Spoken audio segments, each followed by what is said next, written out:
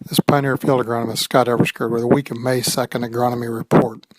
Looks like rain pretty well drenched a good part of southern Illinois over this past weekend, so it looks like we will be out of the fields for a few days. The forecast doesn't look too bad. Hopefully we can miss a slight chance for a shower and get back in the field by hopefully mid to end of the next week.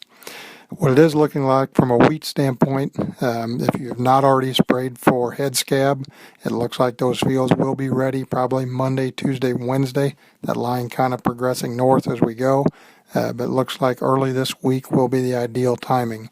Looking for that early flowering time frame of 10.5.1, which would be when you see anthers coming out of the middle of that head.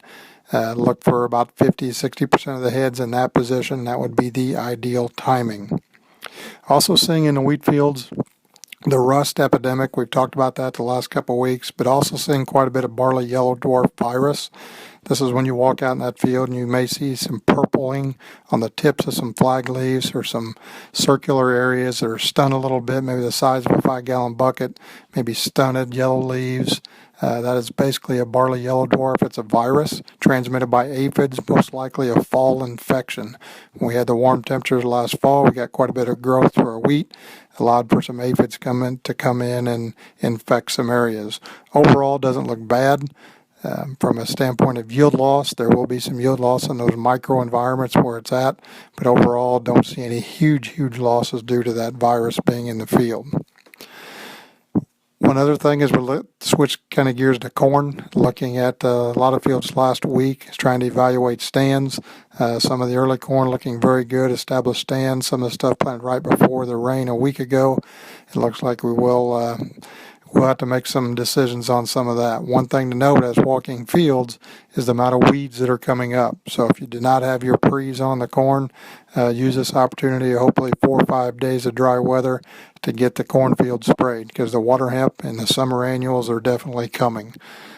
As far as replant corn, I've forwarded out this week to all the sales reps several good pieces for documentation on replant and help you also make those decisions. And finally, on soybeans, as I know once it does dry up, we will have a lot of beans going in the ground as well. I know it seems like we've been at this planting season for a long time now, but it is now just the first week of May. So let's stick, by all means, stick to the maturities. We've selected the early group 3s, the mid group 3s, the late 3s, and let's stay on track and follow the planting plan for now. As we would get extremely late, we'll talk later about maybe switching maturities, but for now, I think everyone understands first week of May, good time to plant beans if you can get them in, and definitely stick to the maturities we've talked about over the winter. As always, if you have any questions, please contact your local Pioneer rep. Thanks.